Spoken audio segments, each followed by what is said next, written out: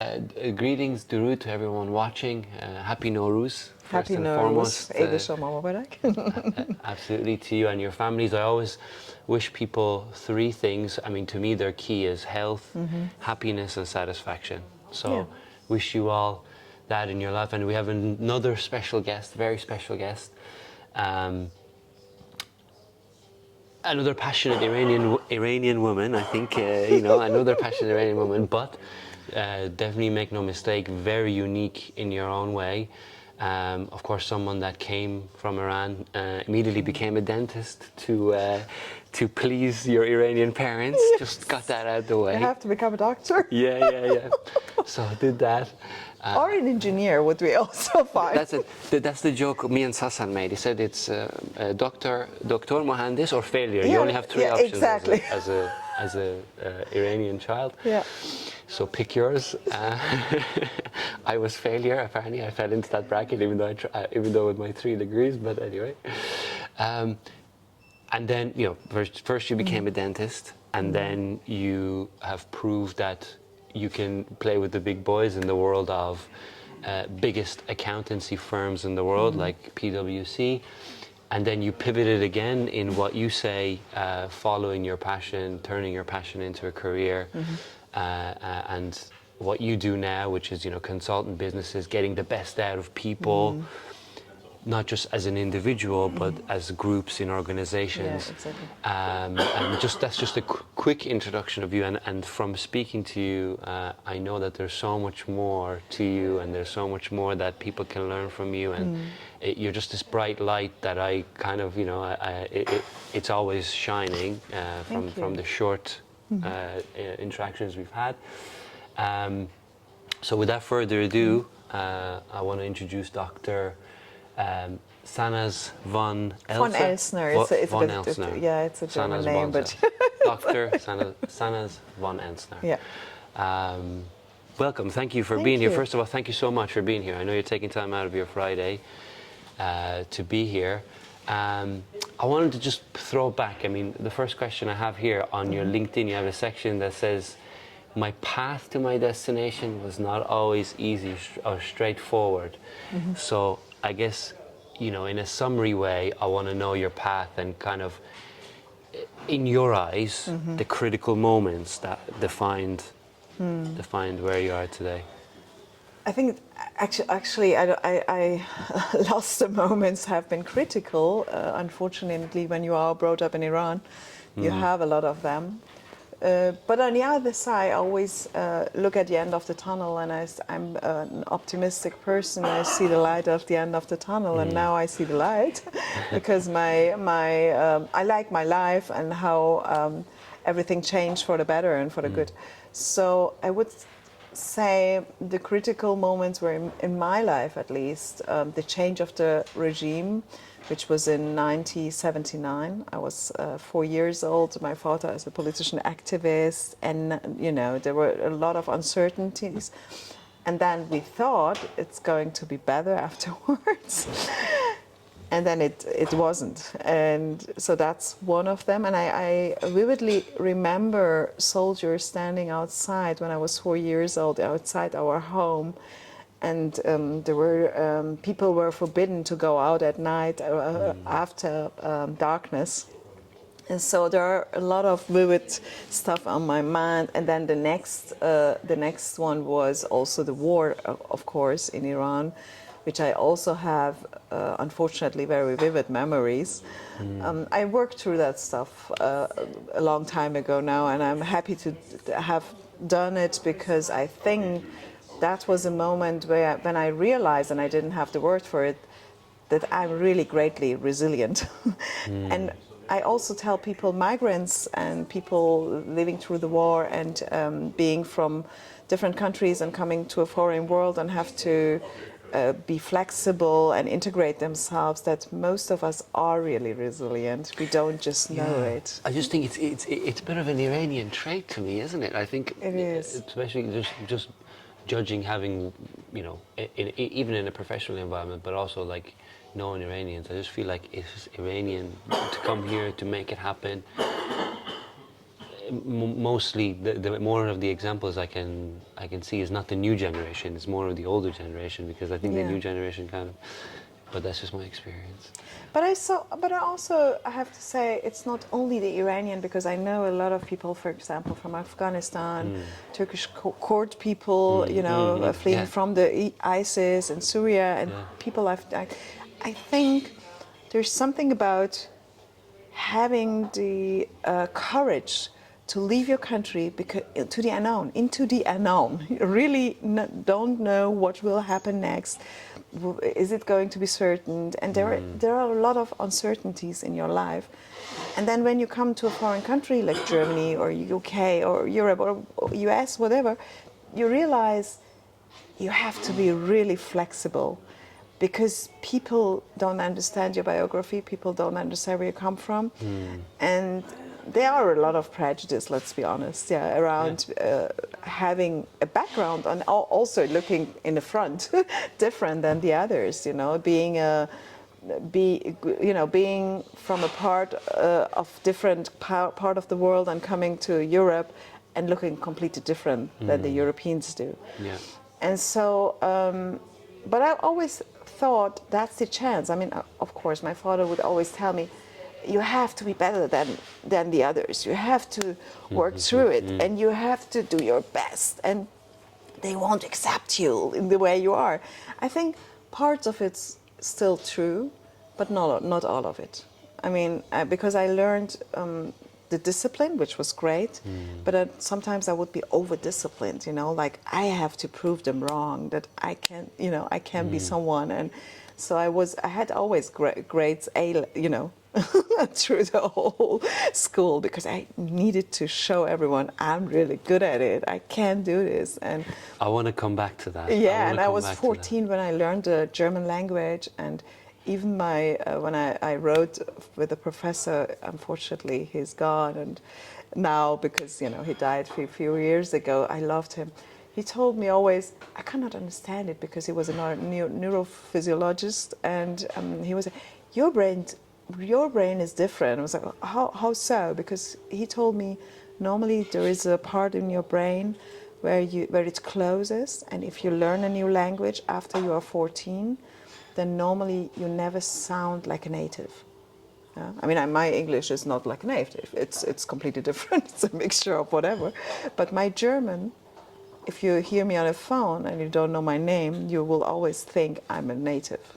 And so I think there are stuff in my life which helped me through, difficulties. And that I think that's a talent, I would guess, my communication talent. That's a very interesting fact. So after 14, if you learn a language, it's unlikely. It's unlikely that you sound like a native. You will get fluent, you will get great, maybe also because you are a communication talent, but you will never sound like a native. Interesting. Yeah. You know what I was going to say? Let's come back to it, but let's jump right in with what you just talked about and discipline, because. And I follow Stoicism, so, and a big saying in Stoicism is discipline brings freedom. And as a man, I think that's one of the most important things to master, is discipline. Yes.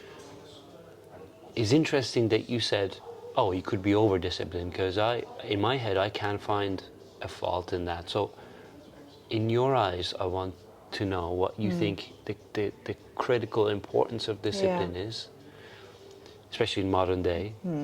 We had a chat before this. I think success means to be disciplined, because success is a matter of just short and a lot of steps towards your goals, and you need it, because if you stop before you got to your goal because you think it's hard, then you never will get to your goal. So if you're goal-oriented and disciplined, that's actually great.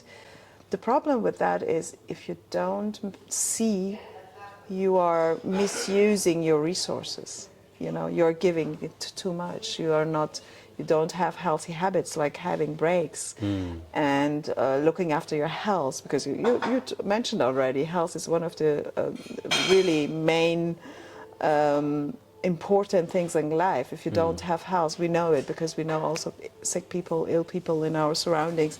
This is something really problematic. So, but if you don't take to the account that you also need breaks from your discipline, you know, having time to be creative, having time to think about different things, having time to connect with your friends, with your family, with, you know, for example, I know a lot of really great businessmen, and we know all of them, you know, but most of them, or I mean, even Steve Jobs would tell you later that he did also do some mistakes in his life because he never connected really well with his daughter. I think he had a daughter, I'm not sure, but No, you're right. Yeah. The movie is there, and the movie outlines exactly what you just said. He was a creative, had a great mindset, and I would also think he had maybe ADHS, but I'm not sure. A lot of people who are like him have ADHS. I'm not sure. I mean, I'm not a doctor, but it's not a critical success factor. No, but it's actually a great talent, which also people don't see, because I work a lot with people with ADHS, and so that's what it came to my mind. Maybe he had also the ADHS, because they have difficulties to integrate in the world, but on the other side, they have really genius minds, you know, because the creativity inside their minds is insane, and they mix a lot of stuff, and they cannot get focused only on one thing sometimes, but then they have these hyper-focused things when they are interested in a matter, and they can't stop. So, but I think taking into the account that health is also an important thing. I think you have to have breaks from your discipline. That's all I'm thinking. And it's not that I say you have to work 9 to 5, or you have. I think that's really not a modern way of working. I think we are more individuals that need to. It's called the It's in German actually. I don't know. There is a word in English also. The interval week, you know, like intermittent week, which means you don't start at a certain hour and then stop at a certain hour. It means you work and live, and you work and live. So like intermittent, So it's all related to each other. Yeah. And so if it's well integrated, you can enjoy life and work and family, and you have only to, you know, think about it. If you have enough time also for yourself and, you know, for your health and things like that. But it doesn't mean you have to start at 9 or 8 or the 5 a.m. club or whatever it is. I think we are different, and we have different biorhythms. I'm an early bird, so which is great. If it works for you, go for it. I love it, but it doesn't work for everyone.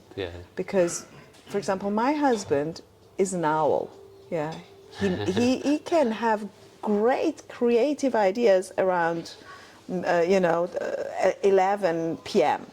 So I'm really tired at that point. I cannot think through, you know. Yeah, my sister's the same. I call her a night creature, because she's like at 10 a.m. she's like, or at 10 p.m. she's like, what are we doing? Where are we going? I'm like, sleep. Yeah, exactly. And so if when my husband worked for companies and they had to have the meetings at 8 in the morning, it was really bad for him. He had to really, push himself through these meetings. And then on the other hand, he would love to have meetings around 8, 9 p.m., which no one wanted actually in the company. It's like, oh no, that's too late. You know, I have a family, you know. And so I think we have to be careful what we are teaching and telling people, that this is the only way to go through it. It's not. Everyone has to, think about their biorhythm. How do I work? What's the best for me? And I mean, I'm a business owner, and my husband is a business owner, but we have completely different starting and ending points, which is actually great. Because for our daughter, we have always time, Someone always has time for her. There's no crossover. Yeah. So when I'm tired, he has still enough energy, and when he's tired, I have a lot of energy in the morning. So, that's what I meant with not to be over disciplined. You know. Yeah. No, and I think what you're getting at is, for everyone, the optimum way to be productive and to bring discipline into your life is going to be different. Yes, exactly. And find out what works for you. Exactly. I mean, you can try out the 5 a.m. club. And then after 2-3 weeks, Yeah. if you get even, and I know some of my coaches did do that, but I'm getting really tired. Every week I'm even more tired. It's like, yeah, but maybe this is not your biorhythm. Try something new, you know. Yeah. Don't push yourself through it because I'm disciplined. No, just stop, think about it. And, you know, when we look back, when we were younger, what did serve us the best? Because we didn't think at that moment about companies and work and life, work-life balance and stuff like that. But we were more natural. So if you think back, what was the best way for you? Okay, I mean, in the puberty, of course, many young people don't want to wake up very early. But this is due to the change of their brain, which is actually, the hormonal status and a lot of stuff is changing before you become an adult, which is, you can read books about it. But that's different. But I mean, when you were 18, 20, you were studying, what was the best way for you to learn? Was it early in the morning? Was it late at night? Yeah. And then somewhere there is your, the truth of what works for you. That's interesting, yeah, because I was the same. Well, I mean, I had a method. I was a master crammer. Oh, good, great. Last minute, I would beat the whole book, last month before If the you can exam. memorize it, great. I was sleeping in the library some nights to try and get through the exams. I'm not sure what sort of an example that sets. Okay, I did that too, but it was because, dentistry wasn't that easy, so it was a lot of hours of memorizing the anatomy and all this stuff. So it was a lot. So yeah, it's always interesting to me because I pivoted. I studied to become a pilot. I went into the business side. I know our mutual friend Sasan did the same thing. Mm-hmm. He pivoted from engineering to finance. Mm-hmm. You pivoted twice. You win. Maybe it's an Iranian thing, I don't know. Maybe. And you pivoted, as you rightly pointed out, from a very difficult profession to achieve, dentistry. So can you walk me through those two changes? Because you successfully pivoted once, and you successfully pivoted again, and it's not easy at all. Like, I can imagine myself being in my career now 8 years. If I think about that, it's very tough. And you went from, it wasn't just, there was almost, I don't know, you tell me, but from an outside point of view, there is no crossover skills, or there's no crossover knowledge. Not too many though. Yeah, but I mean, if you tell it to me like that, and it was someone different, I was like, oh, that's interesting. Actually, yeah, you're right. But I never think about it like that. For me, it's more natural, I guess, because I'm a very purpose. We have now the word purpose. Everyone is searching for the purpose, and we are all purpose-driven and stuff like that. But I never knew that word before. 20 years ago, when is it now 20? No, nearly 20. 19 years ago, when I changed, from dentistry into business consulting. It was more like, I'm not happy.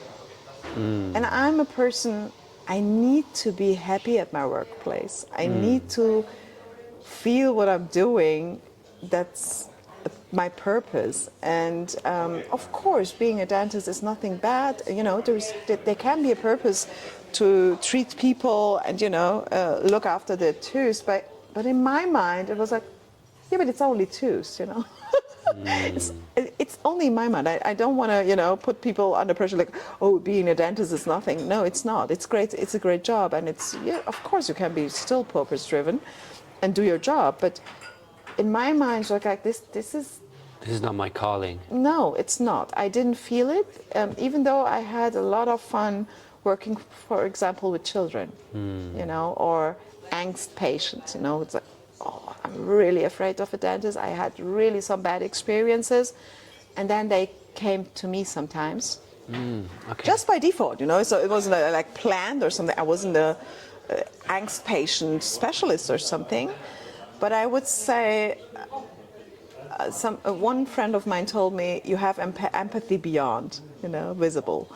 So I think that's also one of my strengths, because I'm a very empathetic person. I could work through their, being frightened and afraid and being an angst patient. With children, of course they are afraid. These small children sitting on this chair, and maybe sometimes they have issues, and it's like, oh no, I have to go to the dentist. And so I love that, actually, work with these patients. But still, it wasn't a calling. So that's why I changed. So it's really interesting to say that, because you felt yourself drawn to those patients a bit more, that Or needed a bit the of patients consultation. felt drawn to me. I don't know which way it was. Because they came always back. Yeah. When they had this good experience. Yeah. And I remember one patient, he was only 7 or 8 years old, maybe 7 maybe. And he was, he was really from a very weak social background. And his mother wasn't, how do I put it, not very nice. She was alcoholized a bit when they came in the night, because I had the night shift at the hospital. I worked 3 years at the hospital, the University of Göttingen, the clinical hospital, as a dentist, and I had the night shift, and it was through Christmas. And because I was very young, and it was my first year there, I had to take the shift through Christmas, of course, the young ones.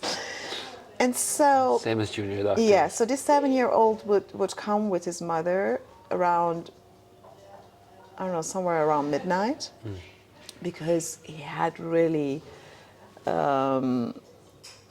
a tooth which was bothering him a lot, and he couldn't sleep, and he was crying. And so they came in, and the mother told me, yeah, but he normally is with his father, but he's only for Christmas here, because I don't see him a lot. But she wasn't really empathetic towards this very young boy. And so I told him, okay, you will get the mirror, and I will show you exactly before we start what I'm gonna do with your tooth, and I'm not going further if you don't tell me to go further. I'm gonna stop. Whenever you need a break, I'm gonna have a break. And I remember, working through his tooth, and then, it was actually an infection, and so, But then he trusted me, because he knew I'm gonna do what I'm telling him I'm gonna do, he can rely on me. And so they went home, and it was better. And then I wanted to have a control visit next day, just to be sure everything went well. And then he came, and he saw me maybe 20 meters away, and he ran towards me, hugging me. So this was a moment. It's like, okay, this was a great moment as a dentist. It's like, look, you can work through stuff, and it stayed the same with all my clients, all my coaches, through all my work, because I'm always seeing what you need, or I can tell what you need, and then I ask you, is it what you need? And then to be sure that I'm not interpreting something into your mind. And then, I think that's actually my strength, and that's what helped me through being a dentist and also being a consultant. And a lot of clients would always tell me that I'm a very optimistic and nice person to work with. But that's because I always am, most of the time, I'm nice and empathetic towards people. And empathy and sympathy are not the same. Because if you like someone, yes, of course, you can be sympathetic towards your friends and towards people you like. But empathy means maybe you don't even like the person, but you can still stay empathetic towards them and understand where they are coming from and what their problems are. And I think that's actually a skill we should all train more. We talked about it with Sasan, and I think the world needs empathy more. I mean, personally, I can do better being open and honest with that, because we're in such a fast-paced world, and everyone's trying to get ahead, and with healthy competition is a good thing. But you're right, not many people are stopping and putting themselves in someone else's shoes. And for mankind to evolve, I do think it's a necessary thing. But I guilty as charged, as I think when you're again, it could be down to your drive, it could be down to other things. It does get overlooked, I think, a lot. Yeah. So they It's not definitely that agree I'm with that. always great at it, but Yeah. I always reflect, where am I now? Am I empathetic towards this person? And most of the times you need this skill when you're in a conflict or the communication is not going well. Because let's be honest, when we are with our friends or loved ones, we don't need that much empathy. Of course, when my daughter doesn't feel well, of course I ask her, what's wrong? And even though we are in a conflict, I always stay empathetic towards her, as long as I can. Sometimes I need empathy myself, so I pull myself out of the conflict and take a break. We all need empathy sometimes, also for ourselves. Yeah. Yeah. Yeah, very true. What traits do you think you have? I mean, we talk about empathy, we talk about determination, and what traits do you think you have that separate you from everyone else? It takes a lot to be successful in the healthcare industry. It takes drive, determination, being very intelligent, as you say, being empathetic, people skills, and then you went into more of a business environment, which takes a world of different skill. Yeah.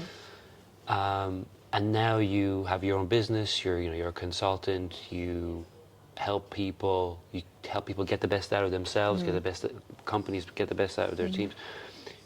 It takes a lot to pivot and to be successful in all those different areas. What traits do you think separates you from let's say the greater population? You talked about being nice. You talked about empathy.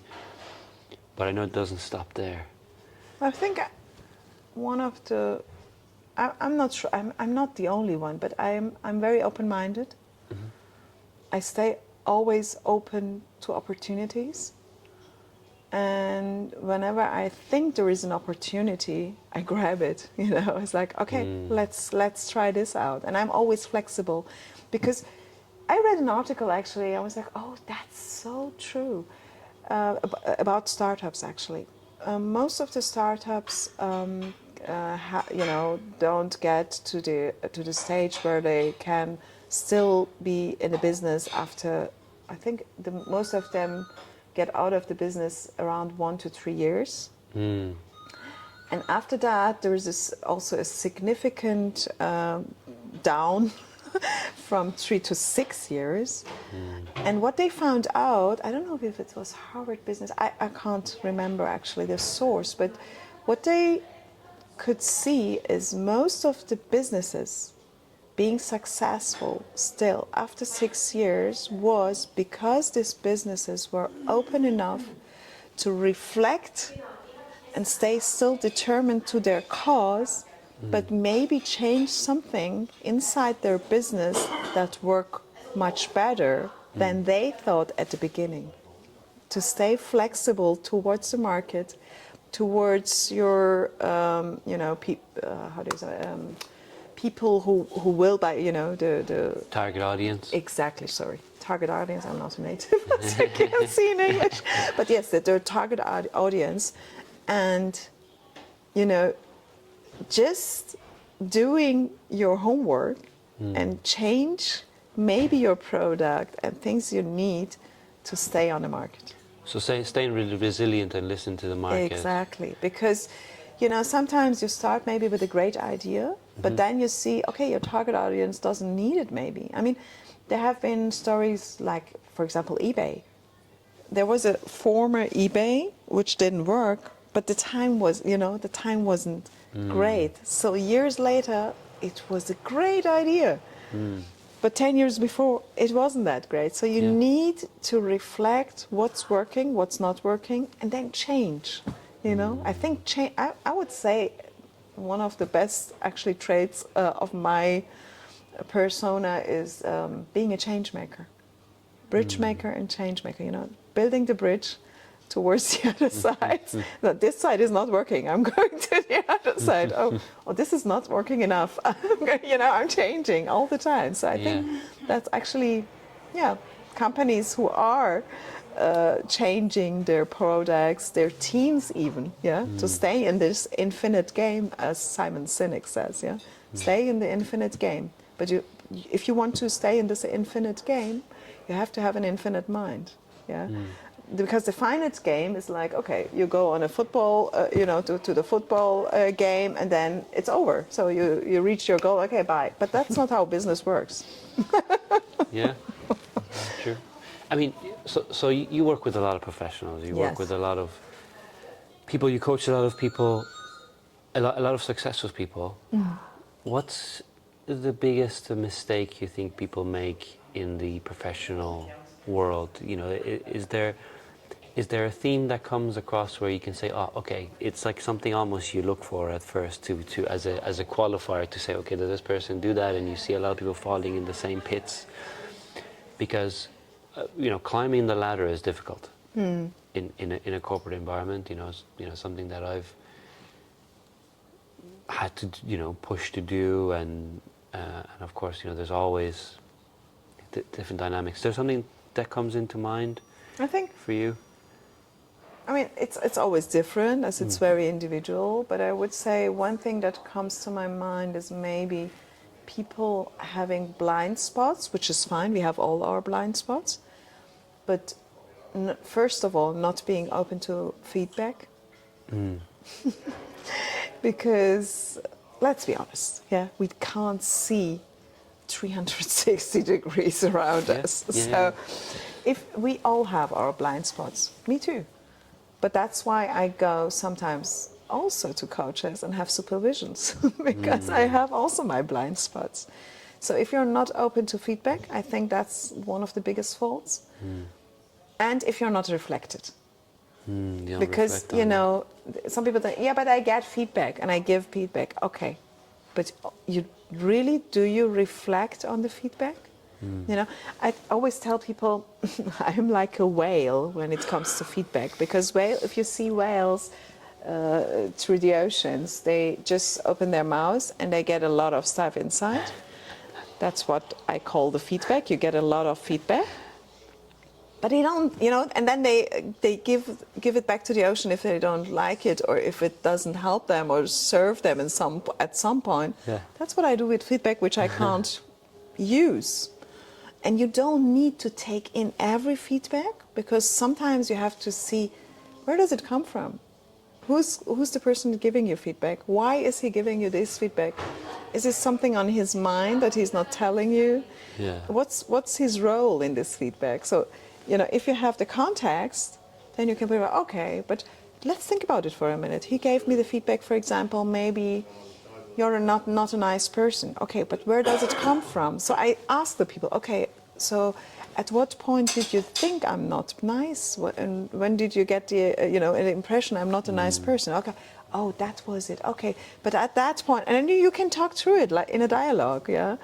So I would say the biggest mistake is not being good at getting feedback and giving feedback, and reflect on that. That's the reflection, and applying is really important, because there's a saying, I can't remember who, but there's information that doesn't determine action. Yeah, because I see a lot of leaders being good at giving feedback, but not taking it in. It's like, but you have to. It's like the same with people that they give out a lot of jokes to make fun of you, but as soon as someone makes fun of them, they're not taking it in.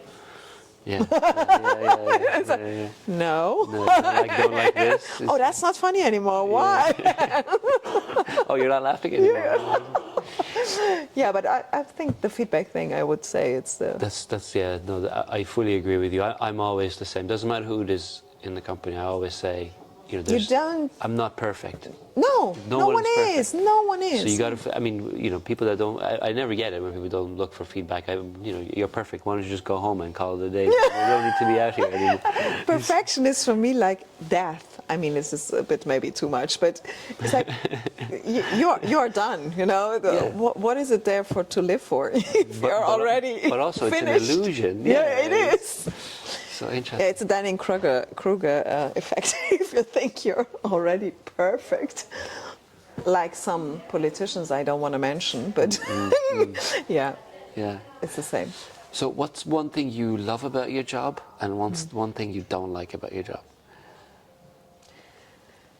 I love the interactions with my coachees. I love the different people I meet because they're never the same. Really, because some people would tell you, okay, but you're sending out something in the to the universe or to God or whatever you believe in, and then it will come back to you, which is not the case.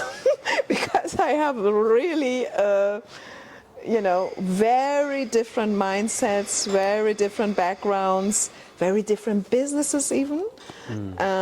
From the ministry to the association to the business owner to the bigger companies, smaller companies, startups. There are very different mindsets. That's what I love. And being a hub, I call people, I'm the hub, I take information in from the different personas and I give it back, to the different stations. So this is also a great idea. Let's think about that and create something new and give it back to someone else who needs it. And, ideas are worth to share. And what's not great about my job? Yeah, maybe sometimes because this uncertainty, because as a business owner, you have always uncertainty. You have, actually, I'm more intuitive salesperson. I can do sales, but it's not that I'm very strategical at this moment. I'm trying to learn that. And I'm building a network of women. We will be 5 to 6 persons, and we are going to work on strategic sales together, different backgrounds, different companies, because we want to push us as a group, Awesome. to grow. Well, that's something I would like to learn a bit more, the strategic sales, which is not great at the moment, maybe, yeah, but for the, and also taxes, of course, who likes taxes? Yeah, Doing taxes is more like, oh, I have to do it. Well, in the UK, they just take it from you. Well, actually, no. If you're a business owner, you do need to declare your taxes. Exactly, and then it's in Germany. It's like every month or every 3 months, and so there are different laws on that. So that's what I don't love about it. But that's only maybe 10 to 20%, the back office things. But that's it, actually. Being in contact with people and things, I love that. Actually, it's like.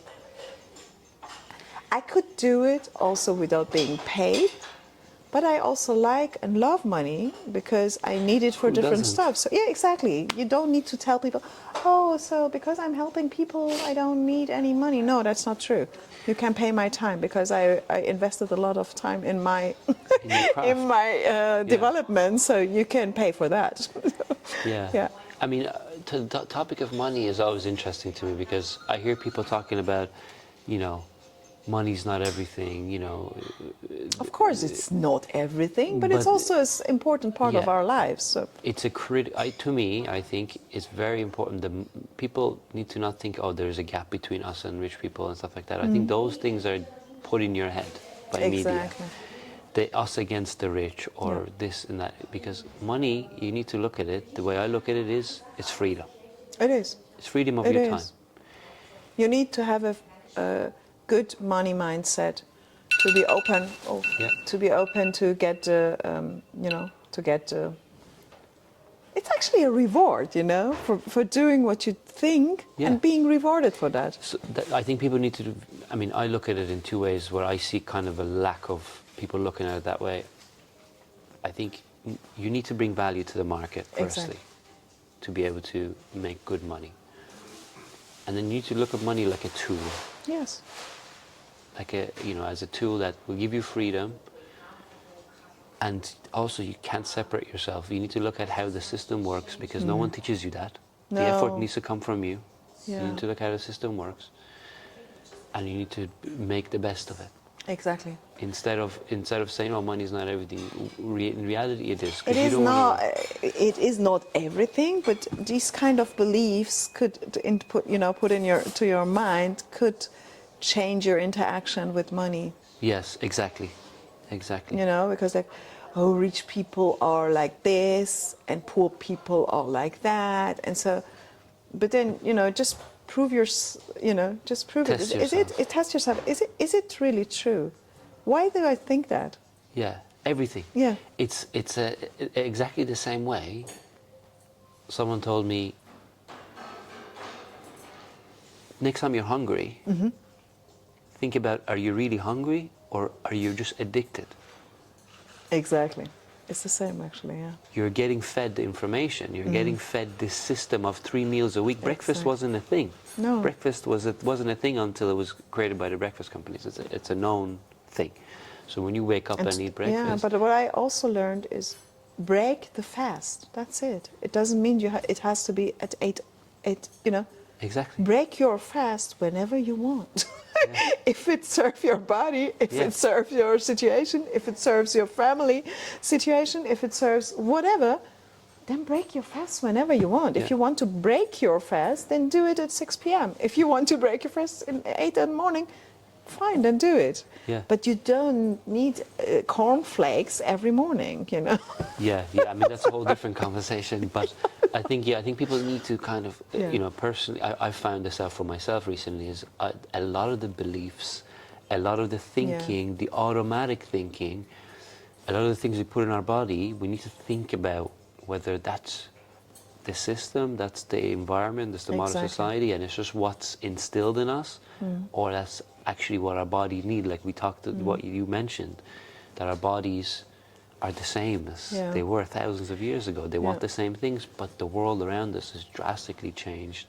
Exactly. So we got to think about what the world is feeding us versus what we actually need to be fed. True. Obviously, Persian Odyssey, you know, I started this because I thought there was nothing else like it. There's so many Iranians around the world. I keep meeting so many successful, bright Iranians that want to share. So, you know, starting from the basics, you know, what do you think, first of all, what do you think makes Iranian people different from others? Whatever comes to mind.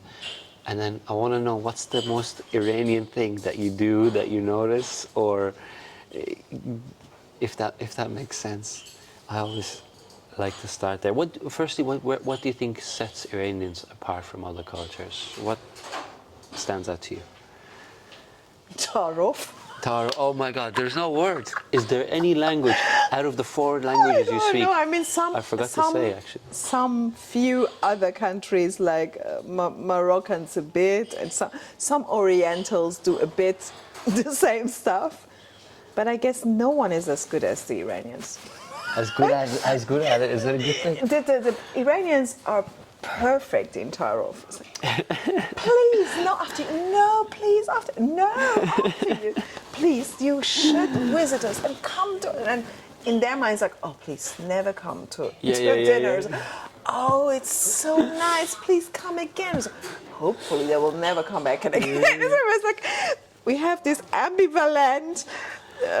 It's so interesting. Being nice, being very polite, never telling people what's really on our minds. I mean, okay, I would never, also when I'm in Germany, I would never tell people, oh, that was really disgusting, please never come back again to dinner, which I never actually, being fortunate enough not to experience that I never wanted to meet someone again at my whole life. Okay, there are people, but they never came to dinner at our home. Normally it's like, okay, they weren't my favorite people, but it was still okay. And this is really so worse that even my parents sometimes wouldn't tell us children, I mean their daughters, what they needed. You know, like, do you need any help with this? Oh no, I'm fine. You're sure? Yes, of course. And later, you never helped me. It's like, but you never asked. I asked you if you need any help, and you told me you don't. Yeah, but you should have asked more. It's like, why? I'm straightforward. You're my mother. You can tell me if you need anything. And if I offer it to you, I mean it. Just, just take it. It's okay. Oh, yeah, Yeah, so this is, I think, something very Iranian. And no, to be honest, I just at one point tossed it out of the window because I don't like it. And sometimes Iranians would tell me that I'm a bit rude, very straightforward, and this is maybe because I'm German now. I changed so much. I'm living dare now you? over 35 years Yeah. here, so I changed that much. I'm not an 35 Iranian anymore. How dare you be accustomed to the culture you're Yes, living in? I'm very German root now. But I think, I'm just, not wasting your time. It's like, why should I just talk around this a subject? It's like, I'm always polite, but you can go straight forward to what you want and what you need. And if people can offer you help or support, fine. If not, fine as well. Yeah. Yeah. And the other thing was, I'm sometimes maybe even too straightforward for the Germans. Oh wow, this is going to be Yeah, interesting. this is like actually a very interesting story, because a friend of mine, she's now a partner at a law firm in Hamburg, a bigger law firm, international law firm. And so, as a businesswoman, I always ask for opportunity, if there is an opportunity, because she became the partner. Yeah. I asked her if there are some opportunities, maybe for people development and personal development on, for their firm, the workshops, or I do conflict workshops and sometimes also communication workshops and stuff like that. If they have any needs, now that she's a partner, maybe she has something more to say or can tell me. But she never answered the email. We are not that good friends, I don't know her that well, but well enough. But then at one point we met just a few days later. The unfortunate woman was on this party when I was too. And she was like, "Oh, hi, Sanaz. I didn't have the time to get back to you. I'm so sorry. I was busy." I was like, "Oh, don't worry. It's fine. I would guess if there was something you can tell me, you would tell." And so, "No, I will write you an email." But you know what was interesting? I never met a woman, obviously she thought this is a female thing or something, who would straightforward ask you if there is an opportunity at their business firm. I was like, why shouldn't I? You can always say no. That's fine. I'm always polite and, never demanding or something. And if I can give you something back, I'm always willing to give. And I give not because I want to get something back, but I give on a free will. It's like, okay, if I can connect people, fine, I do that. If I can help you or support you with someone I know, just let me know. And okay, I wouldn't recommend someone when I'm not sure enough. And I would ask you, okay, what's it that you want from them and things like that. But afterwards, it's like, yeah, you can use my network as well. But it never came to my mind that a German woman would tell me, oh, this is not something female normally do. Ask for business opportunities. Okay, but why not? Yeah, that's a strange one. But I think you're better than the sales that you give yourself credit for. Okay, So maybe. I think that's a fantastic way. I think, I don't understand her comment of why, why a woman would do that. Maybe it's something German. I didn't understand the 35 years I've been living here. But my husband is half German, half Swiss, and he's the same way. So maybe it's also a personality trait and nothing, at least not completely cultural. I don't know. But for example, what I realize is most Iranians don't ask. They don't ask for help or support most of the times. I don't know if it's something that is... It's a pride, maybe. They don't want to break. Yeah, a bit. But sometimes I would ask my mother, but okay, why wouldn't you ask, I don't know, a person, whatever, for help or support? Oh, no, And, for example, one of my cousins is now living near them. She's 10, 15 years younger than me. She's a doctor, and she came from Iran just a few years ago, 4 years ago. Oh, during the pandemic situation, actually, it was 2020, so it's now nearly 4 years, and she's now working there. And sometimes there are some just small things I would tell my mother, but I live in Berlin, and we are 4.5 hours away from you. Maybe you should ask her, because she can be there in 10 or 15 minutes if you need. No, I don't want to bother her. Okay, then It's don't bother. yeah. Sorry. Okay, then. Yeah, I have some of that. Sometimes I try to not, I don't want to impose. And Yes, of things like course, that. not for everything, but sometimes, I mean, this is family. I would, if she Yeah, would, yeah, no, that's the. and she asked me, for example, for her help for her CVs and stuff like that, and I helped, and I didn't ask, oh, okay, what's in it for me? It's like, okay, she's my cousin, yes, of course, send me all the details, and I will, and I got through all her CV in German and helped her with a lot of stuff. So I think it's. Yeah, but okay, yeah, maybe it's my person that thinks it's completely natural. I don't know. No, I think you're right. I mean, as someone that's lives in the Western world, but I'm very proud of my Iranian. But you have been born heritage. here, no? No, I was born in Iran. Oh, you were Yeah, born yeah. also in Iran. But I moved here very young. I think that I love the mannerisms. I love the respect. Yes, of course. They In are the very discussion. polite and nice people most of the time. But the silos that we have in kind of Iranian culture, like you say, the Taaruf, and in the background you're kind of I think we need, to modernize, we need to be a bit more straightforward with each other. We don't need to with be respect. rude, like some people in Iran now, without telling names. Some of them are really rude You on the told me streets. the name with your eyes. Yeah, exactly, but you know who I mean. Yeah, yeah. Sometimes, it's not all Iranian. There are, of course, also rude people in Iran. Yeah. But and also, to be honest, most of the people who flee away, and that I don't mean it in a snobby way, are well-educated people. Yeah. It's the Upper class. Exactly. So that's who have the money, to be honest, has the support, and has the knowledge. It's not always about money. It's also about knowledge that you need to change the system. Like change it or leave it, love it or leave it. Yeah. So that's actually, because of that, a lot of Iranians from the upper class left Iran since the 70s. So I think that's also a difference of our Iranian people living abroad. It's a big difference than to many other cultures, and I don't mean it by any means in a bad or snobby way. But yeah, a lot of Iranian people are very well educated when they come to Germany and to the UK, to the US, to Canada, to Australia, New Zealand, I don't know, you name it. Yeah. Yeah. Yeah, no, I agree. I think we can help each other more, for sure, from what I see. The Iranian community is not very well connected, and most of the times also not very supporting.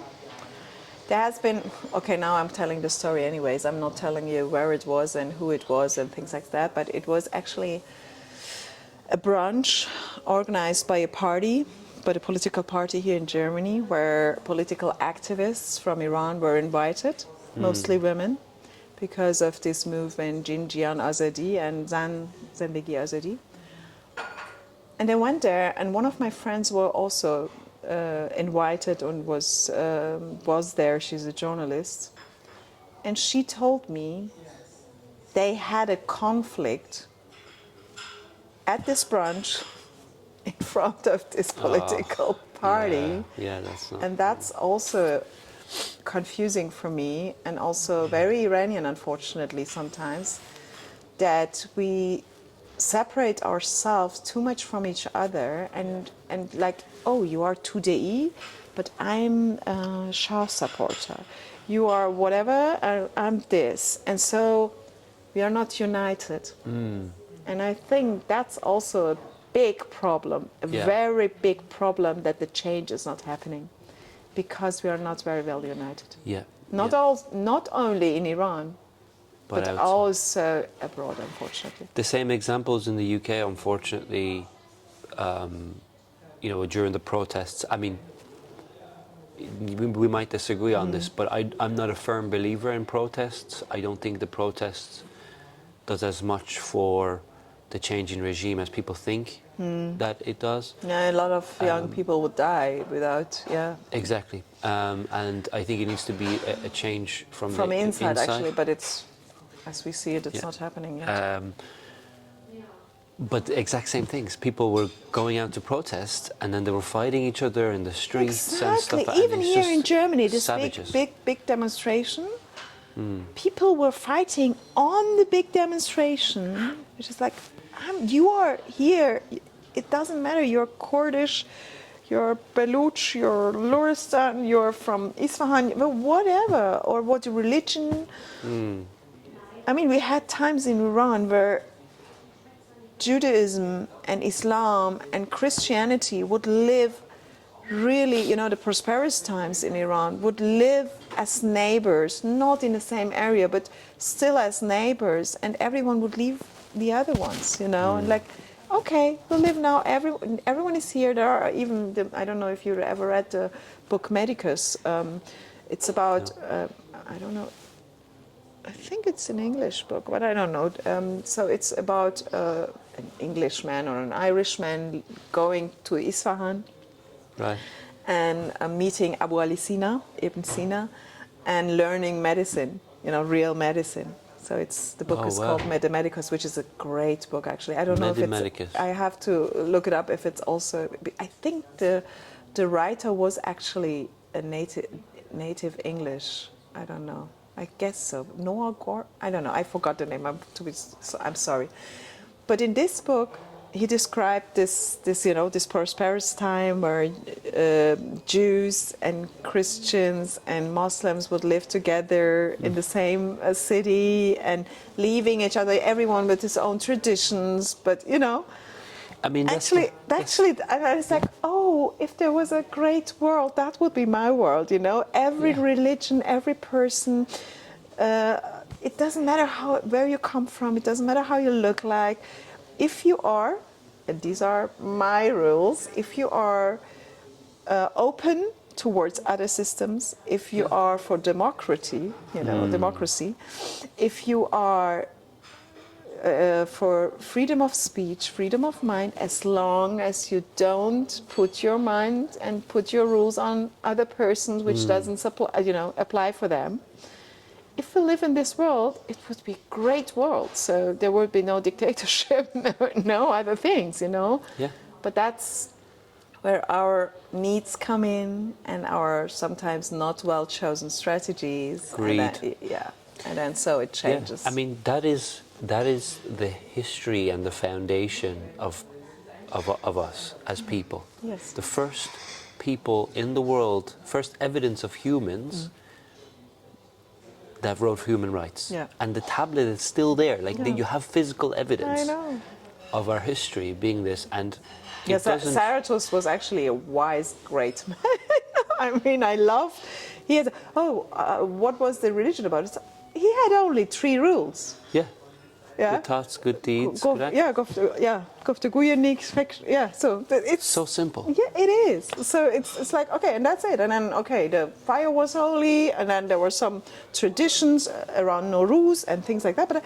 But that's it. Yeah. You don't need anything else. Even when Alexander, when Alexander took down the Persian Empire, it was because the rule had gone on for so long that the army became a bit lethargic. They were a little bit like, okay, this is getting too easy. And then when he took the empire, he fell in love with the culture so much. Exactly. His soldiers all married Persian women. He spent all his life, that was his goal, to take down Persia. And then he became Persian. He started to integrate Persia. He's like, this makes sense. Yeah. This makes sense. If you just listen to that story, you understand how strong and how, as you say, open-minded, but I think advanced we were. Yeah. And I think that's still in us. I think it's not too late, to be honest with you, and to turn it a little bit positive. Starting this podcast, I see an example of that, because people like Sasan, people like yourself have been so open.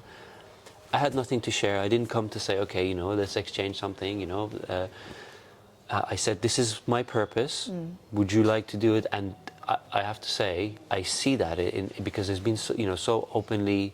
People have welcomed it. People have come, put their time in, hours of their time in, to something that realistically, they may not have anything in return. So just to say that is still in us, and I see that, and in people like yourself. So I think there's hope. No, of course there's always hope. I'm an optimist. Yes, I know. I forgot who I was speaking to.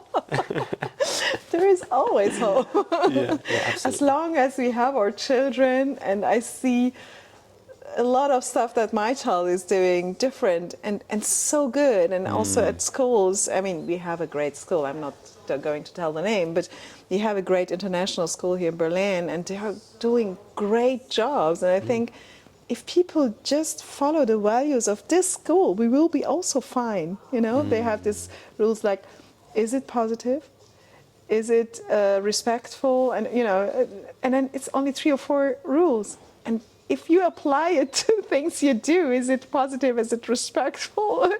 Are you just respecting each other? And so, what difference do you make in this world?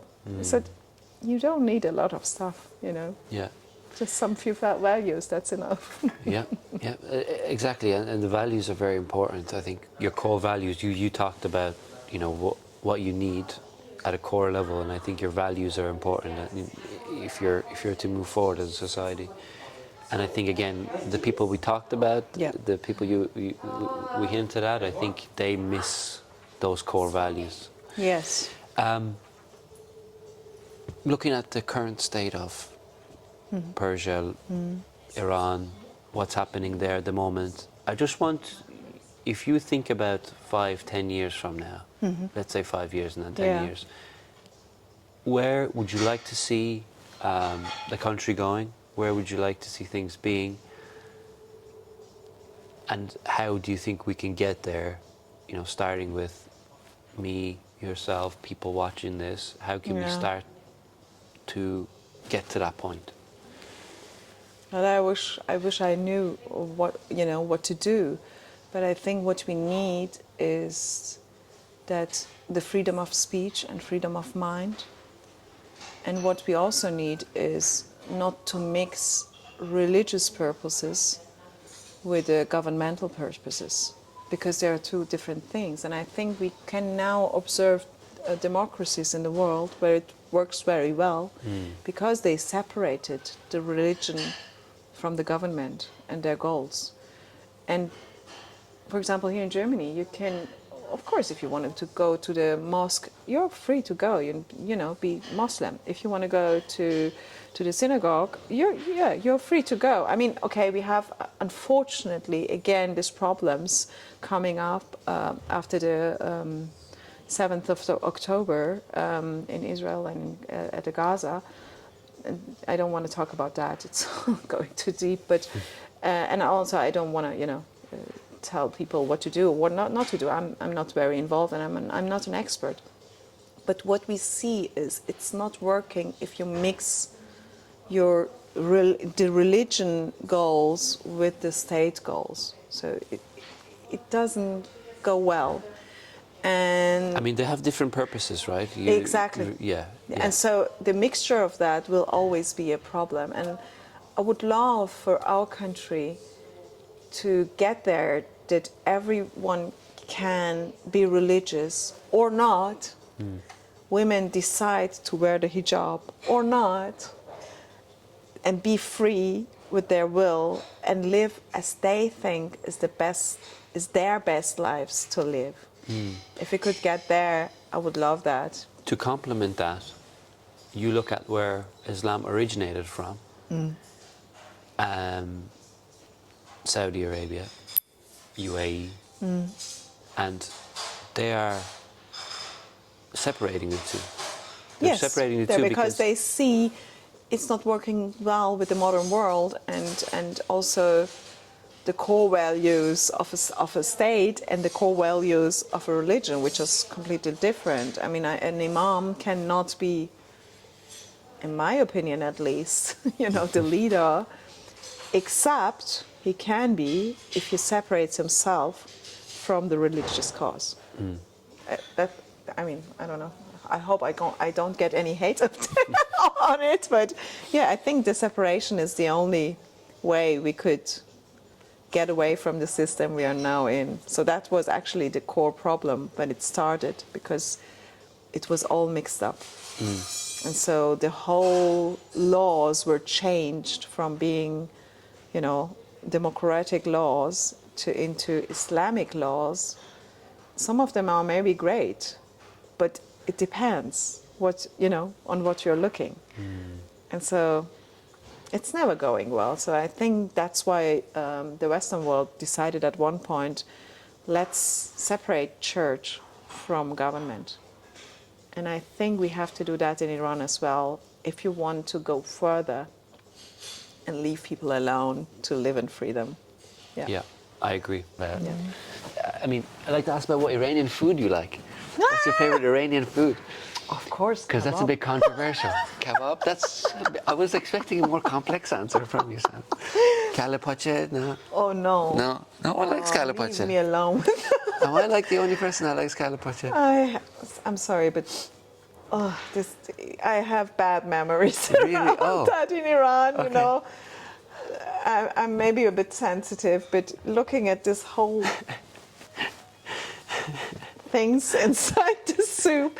I mean, my mother would always tell us, oh, the broth is good. I mean, it was actually, the broth itself, without anything, just the broth was okay. But knowing what was before inside the whole broth, it's like, oh my God. I mean, okay, when I tell people I loved brain sandwiches from tiny, brain sandwiches. It's like, what? But then they have this brain sausages in Germany, which is a specialty also. Not today, because of the incidents that we had with what was the name of Jakob Kreuzberg-Jakob disease or something. It was years ago. I would guess you don't know even. But the cows had some kind of disease. It came from England. It was Kreuzberg-Jakob. Oh, the mad cow disease. Yes, I guess that was it. Yeah. So they decided which is called Bregenwurst, which is brain. Actually, Bregen is the old name for brain. Bregenwurst, which is just brainwurst. So they had it too. But when I tell people, oh yeah, we had sometimes the brain sandwiches. Sandwiche machst. What did you do? I think I loved it actually. Yeah, it's so good. I'm not eating. It has been years. Last time, like 40 years ago, when I ate it the last time. Yeah, but yeah, okay. That's how old I am. I'm not visually. Thank you. It's the genes. Iranian genes. They're good genes. They say black don't crack, but Iranian genes is strong. Yeah. A reason for that is the diet. I read recently that there was a nutritionist that said if you eat liver twice a week, you don't. He mentioned ox liver specifically. You don't need multivitamins. Because it has a lot. The problem, yes, but the problem with that is you have to know where it comes from. Yeah. If it's a very good grass-fed and cow, I would tell you, go for it. And if you don't know their real origin and what they fed, so I will be a bit, because there are also a lot of toxins, as I know as a dentist. Also, the liver is the place where all the toxins are neutralized. Yes. There is a lot of good stuff, but if it's not a good origin, then also, unfortunately, a lot of bad stuff. That's why people stopped eating liver, and also, what's it called? I forgot, nephrology. No, don't worry. Kidney, kidneys and hearts and stuff like that. Yeah. Well, you're absolutely right. You need to make sure the source is right. But I think, and you said it right, because it's where where all the elements are broken down, so you get a lot of Yeah. toxins. But the reason why it's an ox is good is because apparently they have their stomach is like several layers, so that Oh, so it it's not doesn't get a lot down of toxins that get to the liver. Yeah, Okay, so that makes sense. But Yeah. my main point being that, like, you know, that's what my grandmother used to. I mean, I have, you know, memories Yeah, of we my had to grandmother eat a used to- lot of jigar. It was like, Yeah. again?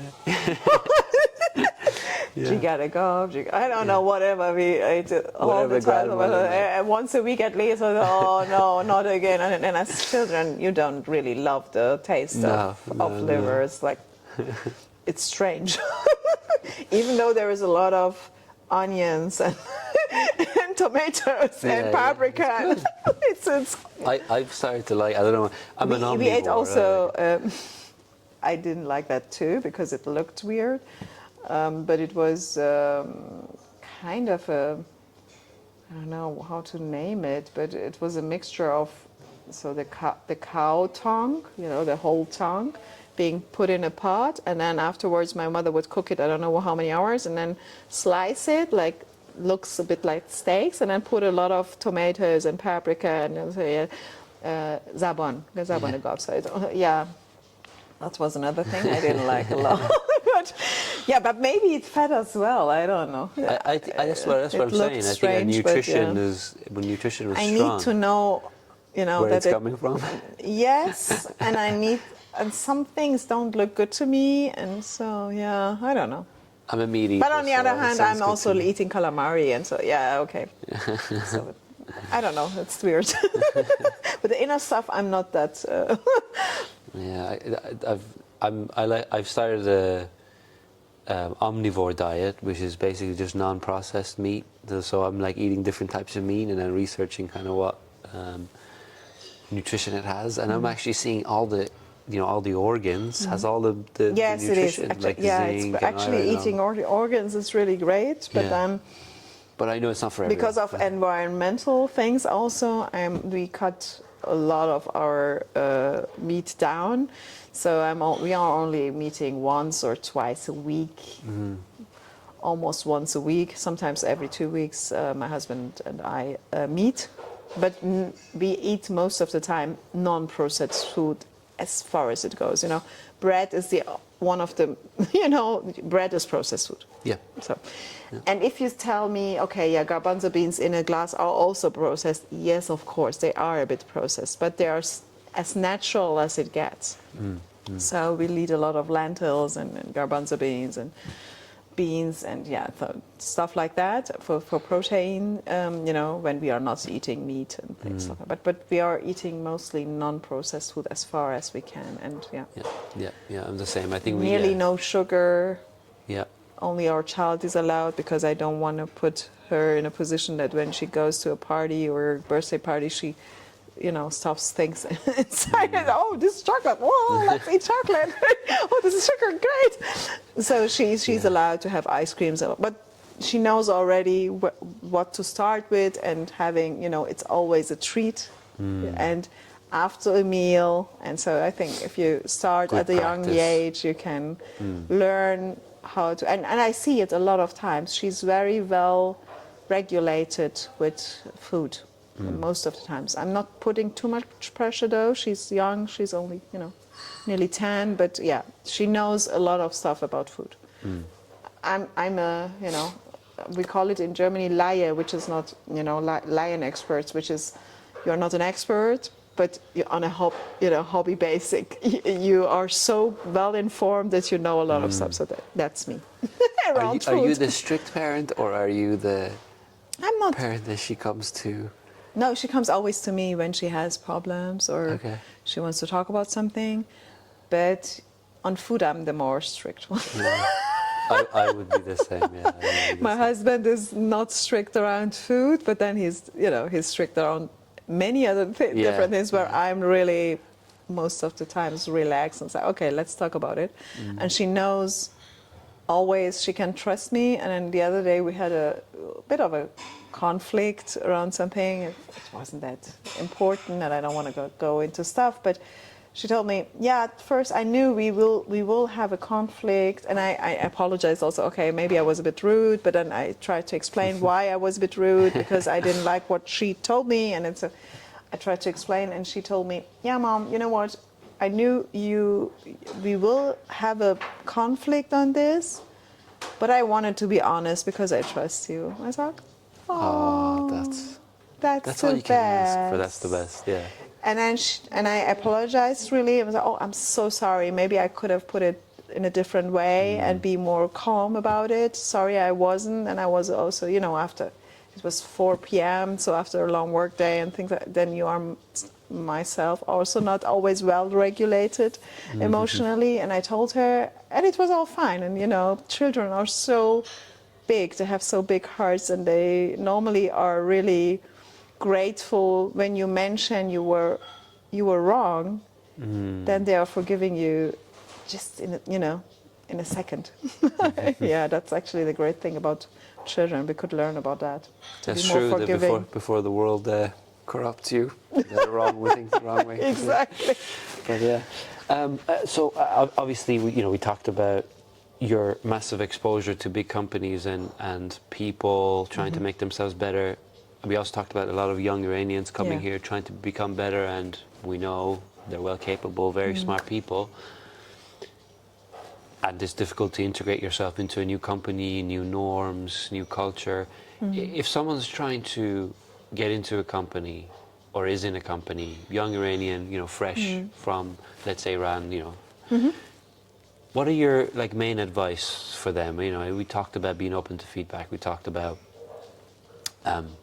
reflection, what you're doing wrong and stuff like that. What's your advice for them to keep going, keep climbing the ladder, and to maximize success? What do you think, maybe 1 or 2 or 3 traits that they need to focus on? Personally speaking, for me, determination is really important. I think you need to be determined. I also don't immediately believe in do what you love straight away. I think sometimes you have to do things you don't love, and you have to do things to get to a place where you can pick and choose. It depends. Also, how do you define I love? So is it, because most of the people love what they do when they are in their talents and strengths. So if you realize, oh, these are maybe my strengths, and that's why I love this or I love that. And I tell people you have to answer 3 questions in order to be successful. It's not all, it's not a clear advice and that's it. And if you get to it, and you're done. But this is a good basic. Is the first question is, what are your talents and strengths? Yeah, just find out what are your traits, what are your competencies and skills and stuff like that. What are you good at? And then the second one would be, where are you happy? Where are you happy the most? When you do what? Yeah? Because that's important if you want to stay longer in a job. Yeah? It's always important. You don't have to be happy every day and every hour of the day.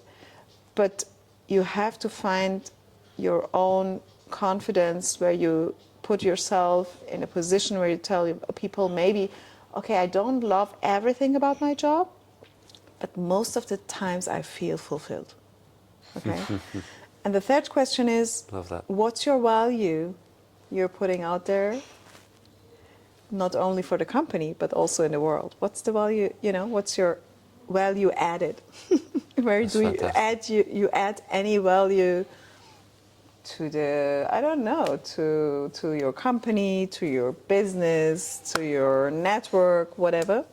And I always with people who are new from a completely strange, no, not strange, but other country, and you are a stranger in this community, I will try to build up your network because you miss the network.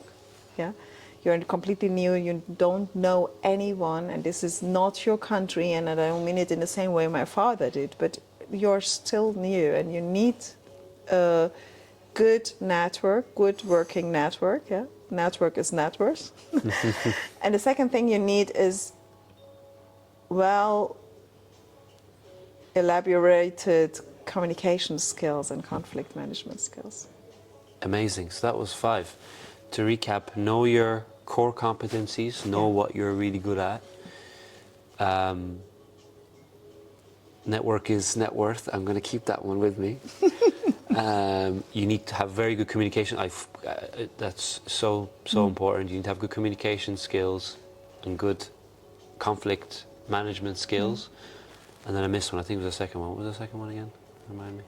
Oh, where do you feel most fulfilled? Where do you feel the most fulfilled? Where do you feel the most happy? And that's where the determination comes, actually. When you feel this is my way, then you will be determined. It's like my business. If I wasn't fulfilled with my job, I would probably not be so determined than I'm now with my job.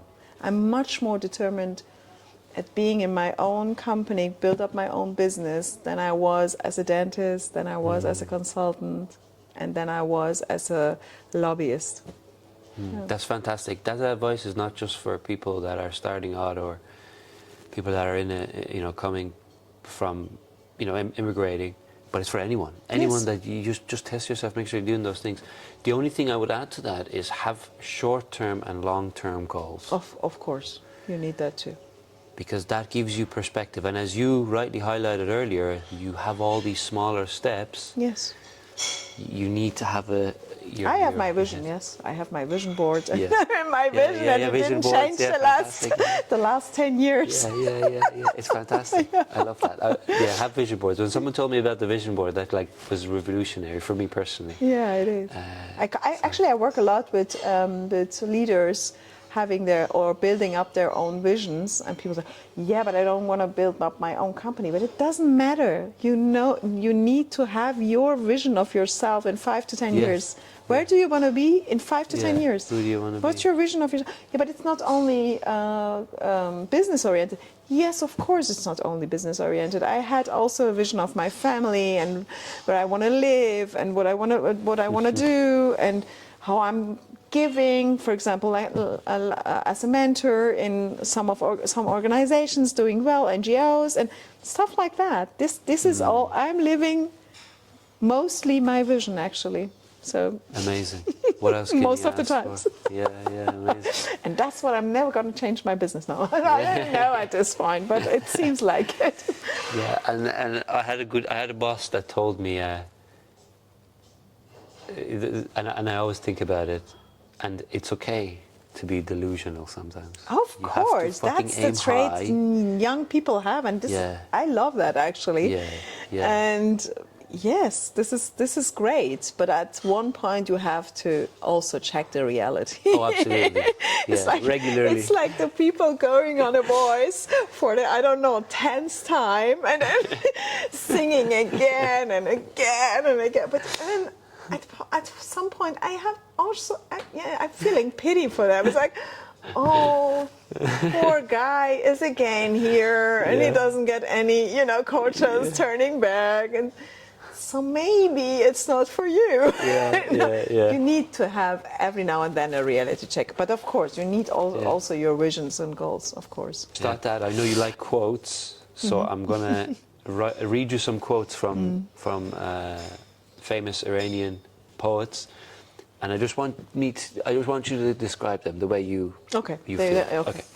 So the remedy against want is to moderate your desires. The remedy against want is to moderate your desires. Oh, that's very deep. It's from Sadi. That's very deep. It is, sorry. I think it's partly true for me. As a determined person, I love to have my desires and, and I don't moderate them sometimes because you need the fire inside to get... I was going to say, when a desire runs hot, you want things impatiently. Exactly, and that's where the power comes in, the energy and the drive you get from your desires. But on the other hand, if it's like the fire, if it gets too big, it can burn you down. So, it can burn the house down. Exactly. So it's okay to have a look at it. Is the desire going, well channeled and in a good way, and you're not misusing it and using in a good way. So then I'm all for the desire. So I think he's partly right. Yeah. Or actually, he's right, I would guess. But you know, I love to be. I'm very passionate, so yeah. But I think he's right. You have to moderate it, you know. Yeah. Just to put it simply, then it's like a small fire can keep you warm in the winter, but the big fire can burn the house down. Exactly. Yeah. So I think, I think Sadie was also a wise guy. Most of these people were.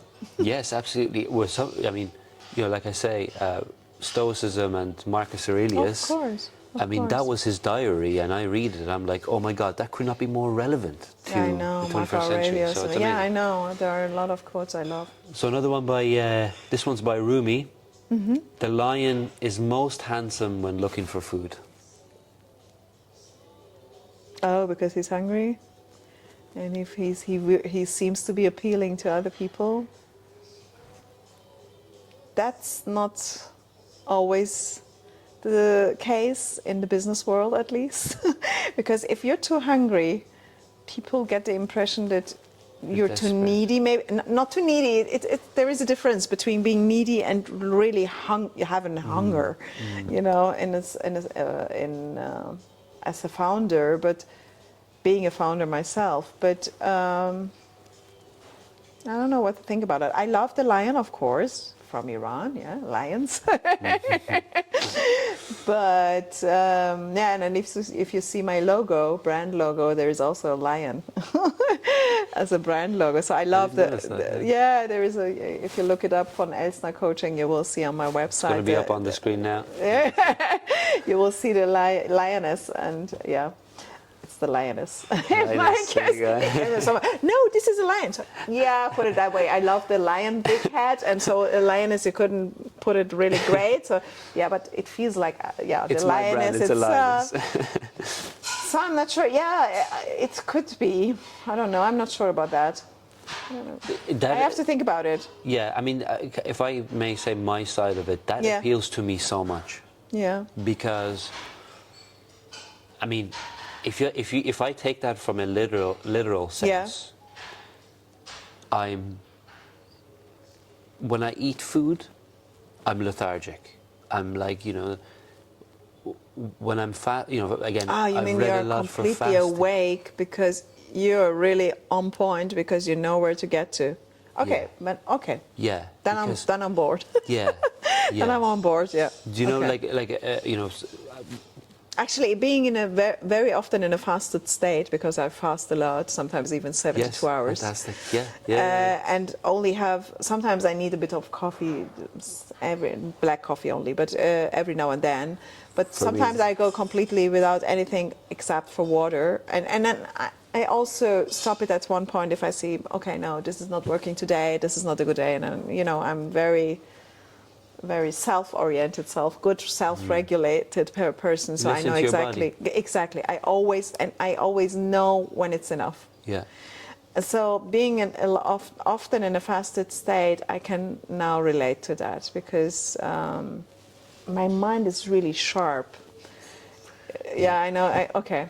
That's why I love it, and you know, if anyone doesn't know the benefits of fasting, look up the benefits of fasting. I mean, you don't have to overdo it, and there is also, I would say, there is also some things to think about, like being a woman, you need to be aware of your cycle and hormonal status and things like that.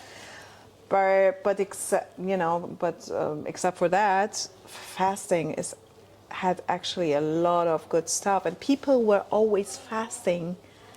Not only because of religion, but in a Stone Age we had to fast because we didn't have any refrigerators and things like that. So our body is actually really good at fasting. It's only that we forgot about it, and society's changed it. Exactly. The world we live in so then you changed. see everyone, you know, getting the break fast again, and then after 2 hours getting, I don't know, some sweet treats, and then 2 hours later, and then we never go down from the insulin. It's like, okay, you're always on up and down and up and down, and you don't need that much stuff to eat, you know. But yeah, okay. Yeah. now I get the lion. Okay. Next one. The wound Yeah. is the place where the light enters you. That's from Rumi. Oh, I love that. And also when I first time heard about kintsugi, which is from Japan, Yeah. it's the art of putting together broken things and putting golden, you know, Dust, like, yes, yeah. golden glue in between the broken parts. Yeah. Yes, of course. I think the light is inside us, and if it breaks, it can come out easily. You don't need to repair it always, but you have to be aware of the broken parts. So yeah, I love that. I love that. Yeah. To me, that's I can relate completely to same. yeah. Same. I think the biggest lessons I've learned, or the biggest moments in my life where I was like tough, those were the moments where like I think back and they ground me. They Of ground course, me. and every successful businessman and woman would tell you they needed a lot of failures before they got to their success. It's only that we see this, you know, this iceberg, just the tip of the iceberg, and the rest underneath it, we don't see how they got there. So it's only through their biography or autobiographies when we realize, oh, so it wasn't always easy for them. Yeah. Yeah, exactly. Last one. I like this one. This one's an interesting one. Make no friendship with an elephant keeper if you have no room to entertain an elephant. And that's from Hafiz. Oh, that's very... Okay. Make no friendship with an elephant keeper if you have no room to entertain an elephant. I can't relate to that at the moment, so but maybe you just tell me your side and I can relate again. Well, you said you like opportunities. Do you think people always get, you know, maybe get themselves involved in situations maybe they're where they not think ready? there is an opportunity and then they don't have enough room and time to let this opportunity in?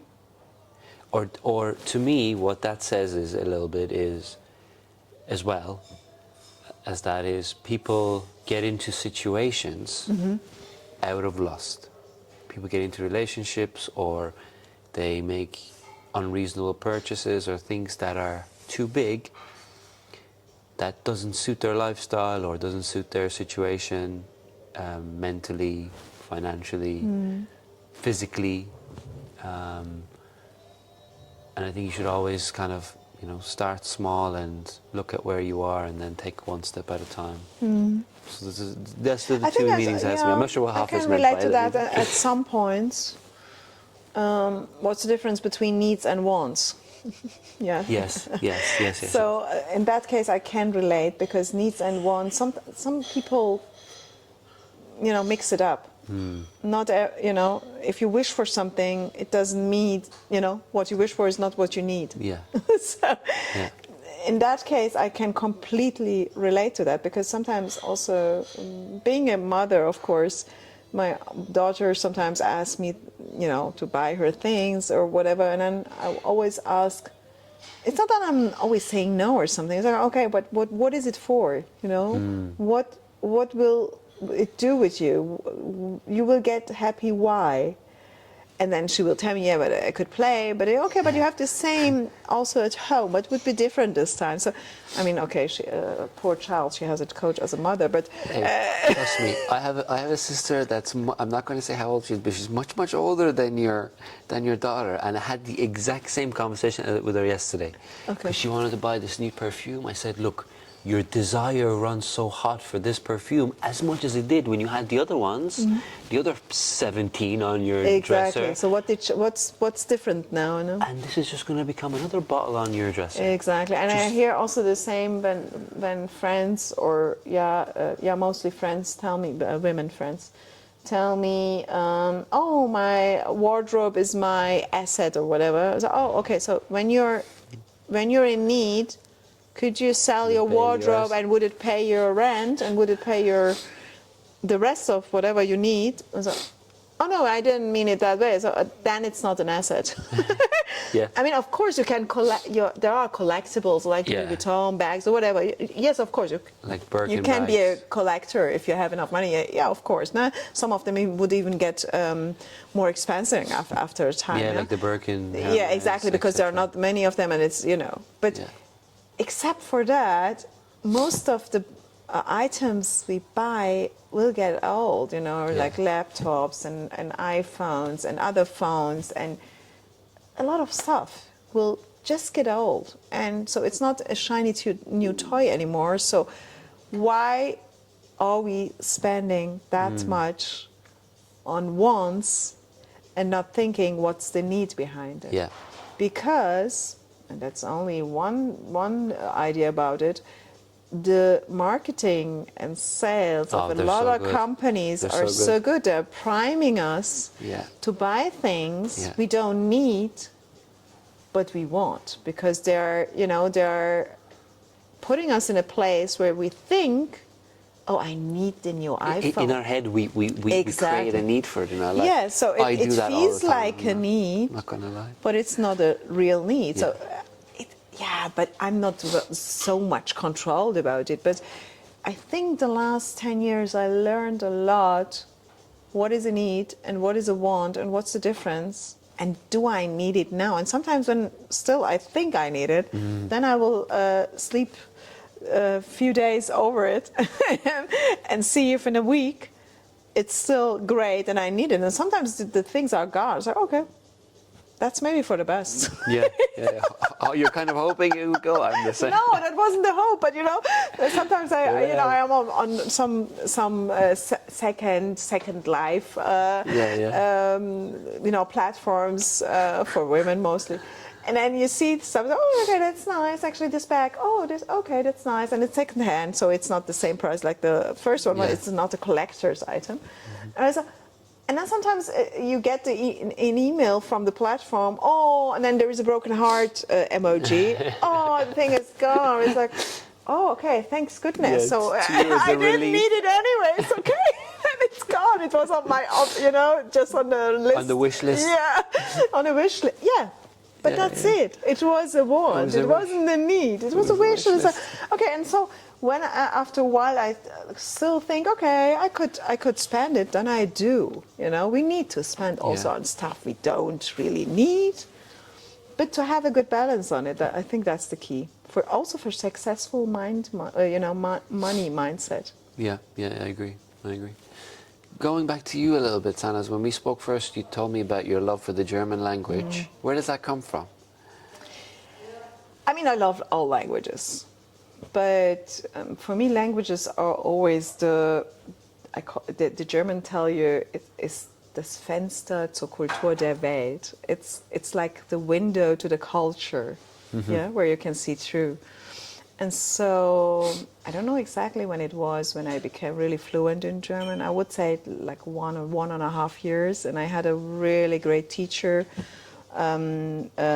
She didn't take any money. She just had the purpose to teach foreign children in German. So that was my luck. And I met her and she started to work with me through German.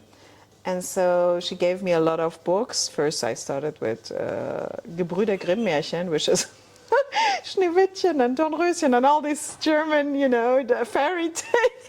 Oh, okay, like fiction. And I had to do essays on it. And okay, this is weird, but then I learned a lot about the German culture through all these fairy tales.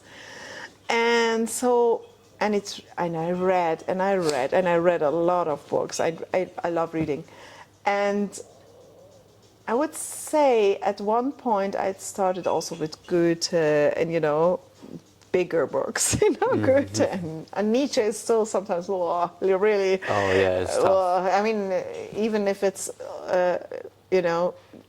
on a rewritten or new language, new English. Tried to reinvent it to the much better language. It still is heavy, but there are a lot of really great poets and and poems and books in original German, which I never could have read if I couldn't speak the language. So yeah, I love reading.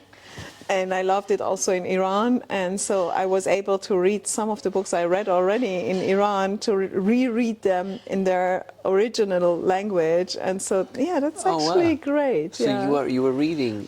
No, but for example, the fairy tales. If you read it in Iran, the same fairy tales, and you reread the German originals, okay, it's a bit different. It's not. It makes more sense. Yes, sometimes. It's like. If you look at a comedy movie, when it was originally, which you can't relate, but it was originally in English, and then they try to make it funny in German. It's like, okay, what does it mean even? The funny doesn't translate through.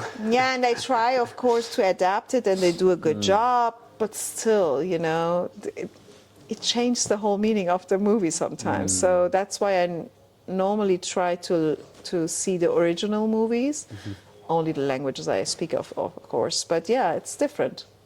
You can only relate and understand jokes and comic and humor and stuff like that if you really understand the language well. Yeah. And with English, it's not that perfect for me. Sometimes I don't get completely the humor. Yes, of course I get the humor, but some parts I'm sometimes missing. I was like, okay, I didn't get that. Yeah. But I don't know at which level I am. I never tested it because I only had English, which is called Leistungskurs, which is it's a high level English that I had at school.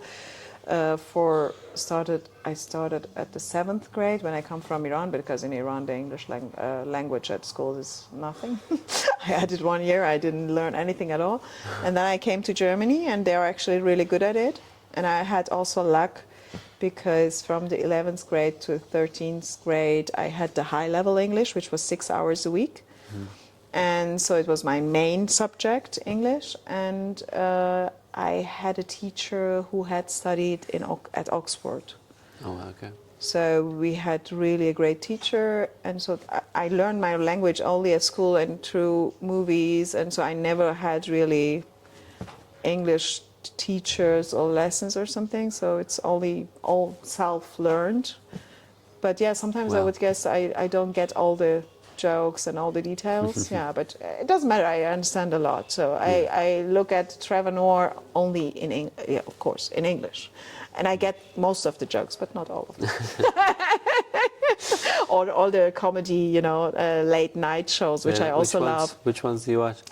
What I loved, actually, I love a bit more political ones, like Stephen Colbert then Trevor Noah when he was on a what was it? Not the Saturday Night Live, but he had his own show, Trevor Noah, didn't he? Yes, but it was more political, like what happened in the world, and then but on a funny level with a lot of humor, which I loved, because he would talk about the pandemic situation, all the political things happens in the US, but also in Europe, and the interactions, but in a humoric way, or how do we call it?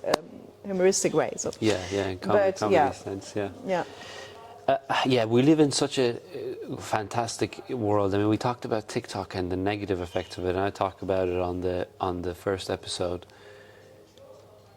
But you can learn anything. Like you could. But I go a lot of times on YouTube and learn a lot of good stuff on YouTube. Yeah. Of course, it depends who you follow. Yeah. What who you give your likes, and where you comment, because the algorithm, of course, sees what you look for, and if you follow good content, then you will get more good content. Yeah. And if you follow negative content, then you will get more and more from it. Yeah. So the Social Dilemma, the movie, I don't know if you saw it. No, Social Dilemma was on Netflix. And it was a bit like a movie, but also a documentary around how social media is influencing us. And there were a lot of C-levels from former C-levels from Facebook and all these, companies. At first, when they invented the likes, it was more like, okay, let's spread love and positiveness. We didn't think about it, that it could be Such a bad thing. Yeah, and could be something that people are misusing just to show you their power, and you know, comment function for something. Oh, let's share love, but it's not all love. So yeah, the social dilemma was actually a very interesting movie. I don't know when I saw it, 4 years ago. I don't know, but it was really interesting because I was aware of about a lot of the stuff they told you in a movie, but still I learned a lot. So I think if you just are aware what social media and all this stuff can do to your brain, and I also have a timer when I put it down. It's like, oh, you have been 30 minutes here, just take it away. Okay, it's enough. So bye. Yeah, and you stop at that point. Then I think it's not a big risk on it, but you have always to be aware of it. I think you need to. It comes back to self-control for me. And self-consciousness, yeah, of course. Because you have to understand that automatically the algorithm will not favor. No. We talked about educational stuff. Yeah. You have a TikTok, it's educational. TikTok is always going to favor the things that people. I mean, no. Let's be honest. Most people will. No, they like be comedy and things. humor, and yeah, exactly. Yeah, Comedy, comedy, entertainment, yeah. Entertainment, sexual and things. if it's not entertainment and it's only, you know, for educational reasons, then most of people are not really into it. Yeah. So you have to understand that the algorithm is feeding you that, is more biased to non-educational, non-useful things. So you have to be able to say, okay, no, I'm going to go the other way, and I'm going to train it the other way. And I think that's because it's not only going to work well for you, but it's going to work well for everyone else, because the algorithm will start changing this attitude. But also you need to take into account that you can influence as well the social media. You can you know, put a positive effect on the social media platform instead of, you know, bullying and you know, things like that, stuff like that. Yeah. Every person needs to, from the algorithm to the comments you put out there, all of that has a compounding effect. Exactly. And if you know it, then you can, you know, make an impact, but a positive one, if you want to. Exactly, ideally. These last few questions, I'm just interested because you know, these are like standard questions that we don't usually think about, but it's interesting to hear your answer. If you could have dinner with anyone, dead or alive, doesn't matter who's historical figure, musician, whatever, who would it be and why? Oh, I met her actually the other day. It wasn't really long. It's Margot Friedländer. Okay. She's actually very famous in Germany. She was 12 years old at 1933 in Germany as a Jew.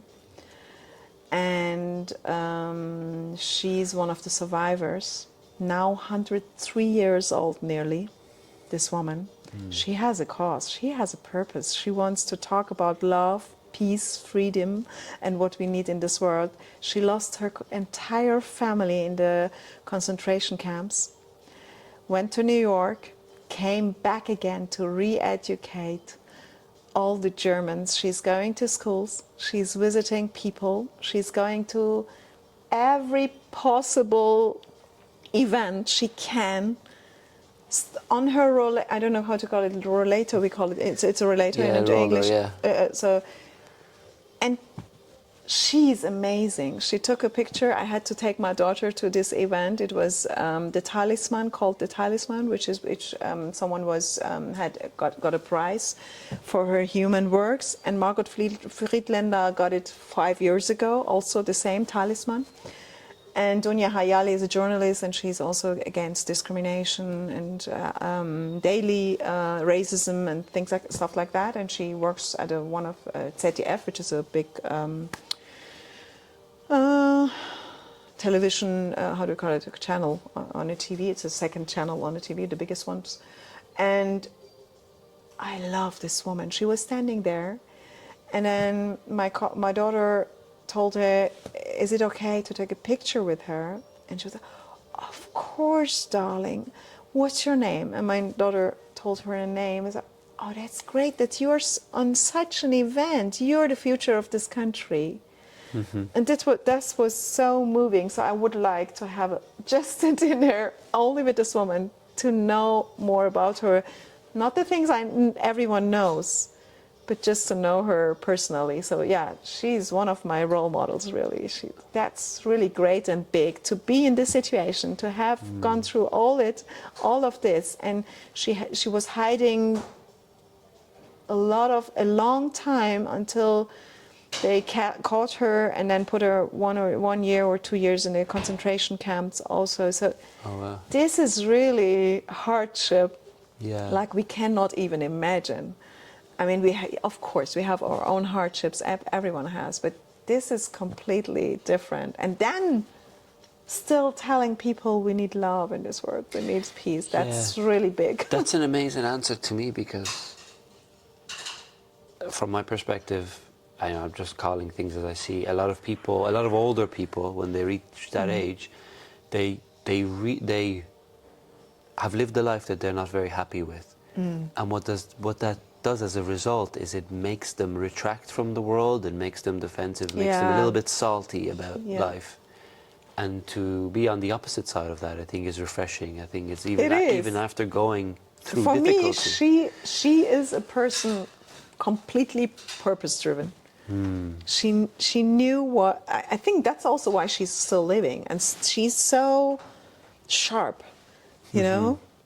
At this age, she still talks, and you know, she took the time on this event, nearly 3 hours, to take pictures with all these young people, mostly all immigrants, and having, you know, different story backgrounds coming from Iran or from Turkey or Syria, and you know, and this is an NGO around people with migration, and I'm a mentor there. I mentor people who are there. They get the I don't know the English name. It's stipendium, which you get 1 year, you know, free courses and free coachings and free trainings because you did exceptional things. It's kind of the universities do the same, but this is in an NGO for people with migration background. So, and I'm a mentor and free coach for them, for the students and for young people. Yeah, and so Margot Friedlander is my favorite answer. person. That's a really good answer. Thank you. Okay, I'm a genie. I can grant you one wish. Okay. What's your wish? I mean, this sounds maybe very cheesy, but freedom for the world. Oh.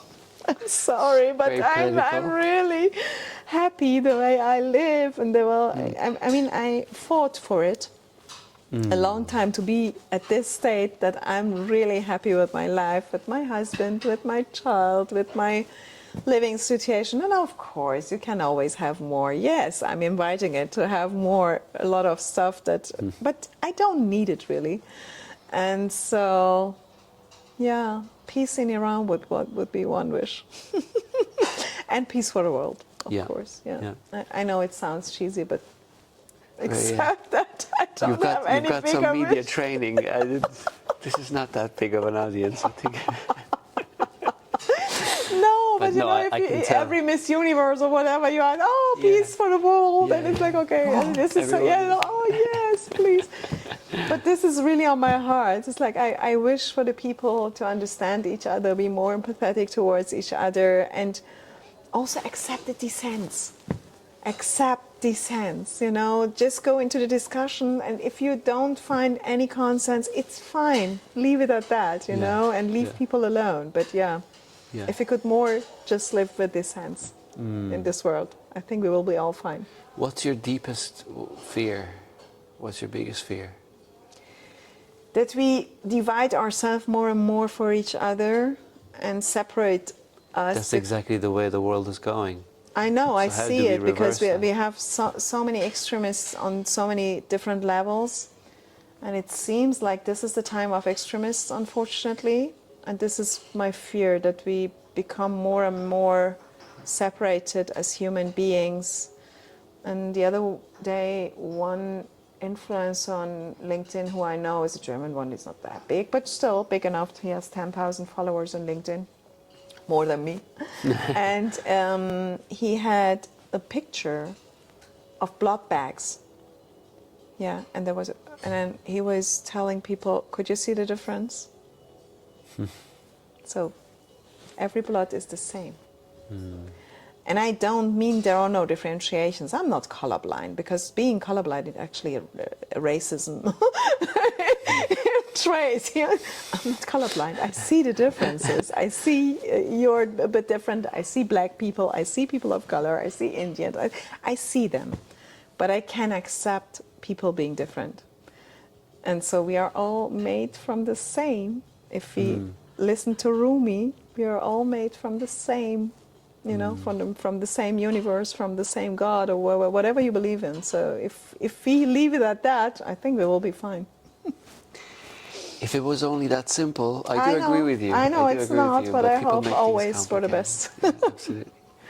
Sanaz, it's been an absolute pleasure. Again, I want to thank you for coming here, for being open to share everything you've shared.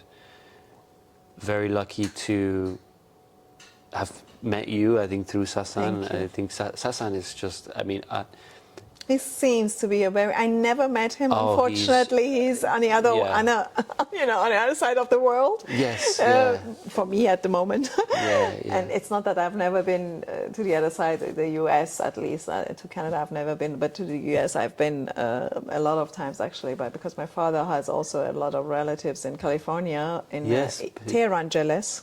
Tehrangeles, that's right. There's so many. Tehrangeles, yes. So many. And I loved it also, Yeah. the community and things like that. But yeah, I never met him, but I love how we exchange thoughts only through LinkedIn. This is so great. I mean, yeah. I mean, it's a pleasure to have met you. Thank Absolutely. But Sasan, you know, I started this because it's like a feeling I had for a few years. I was like, this would be really good. I could really do something here. You know, I can connect people and Yeah. start this platform. And I met Sasan, and I was like, oh my God, there is not a more perfect person that I could have asked Yeah, I know. to meet. So it's just, I don't know the way the universe works. But anyway, back to you. Appreciate your time. Where can people find you? You know, I know your LinkedIn is fantastic. You're always getting into discussions. You're putting up posts. We talked about some of the I know, one of this them stuff. went which even is- viral for the first time. It is amazing, amazing, some amazing stuff. Again, you know, Yeah. the same as Sasan, the thought that goes into it, the things that people can get out of it, I think is huge. So LinkedIn is one place. I think we Yes. talked about you're on TikTok. I'm not on TikTok, unfortunately, No, but I'll it's link your fine. It's TikTok. always the same name, actually, von Elsner, which Okay. is my shore name, or my husband's name, actually. It's much more easier to do that because of German laws and things like that. So I have my name changed to von Elsner, which is Vonelslner, von Elsner. And then von Elsner Coach is always the name on Instagram, which is also very small. And then TikTok is also not that big, like LinkedIn is. And then there is LinkedIn and also my own website. But now I'm a top voice on LinkedIn since January. And you're one of the better ones. Yeah, There thank is- you. Yeah, I know it doesn't always mean quality, but Exactly. I'm persistent with my quality. I never share anything private. It's always about business and my thoughts on workspace. And so, yeah, I'm consistently doing that on LinkedIn since 2020, end of 2020. Because of the pandemic situation, and that was when I started my business, and I was like, oh no, this is so bad, I can't go anywhere, what do I do? So I started with LinkedIn, Yeah. and so that was actually because of the emergency, and then I was like, okay, but then it went really well, and I stayed always under the radar, doing all this stuff that maybe are only for educational reason, but not that virally. I don't know how to call it, but sometimes they go viral, but for really unexpected reasons. For the right reasons. I think I have a very strong opinion on social media and the trends on social media and the engagement of young people on social media. I don't have any kids, but when I think about that, I'm like concerned about how I am can too. manage Yes, that. I know. And how long can I, be a safe space for her Yeah. to not get lost into this world, which is to be honest, a fake world a lot of times. Absolutely. And people don't tell you their whole stories, and and you misuse a lot of stuff. which is fine. Everyone has to decide for themselves. But yeah, I am also a bit concerned about that, and I'm hopeful still that I can teach her, her school can teach her, because they have digital citizenship as one of their core values, to be a good digital citizen. And so if you learn that, I hope she will be safe outside the social media bubble and also inside the social media. And yeah, I will try to not get her any social media accounts before she's 16. I don't know how well that will work. She will have friends who have whatever, and then hopefully she trusts the way she still trusts me now. In 10 years, that she knows she can always come back to me if something goes wrong. Yeah. Yeah, it's the best way. Yeah, drop me your notes when you have them at that point. Okay, See great. how things goes. Sanaz, absolute pleasure. Thanks you. again for your time. Thank you. I appreciate it. Me too. It was a pleasure meeting you. Thank you. Thank you very much. Thank you.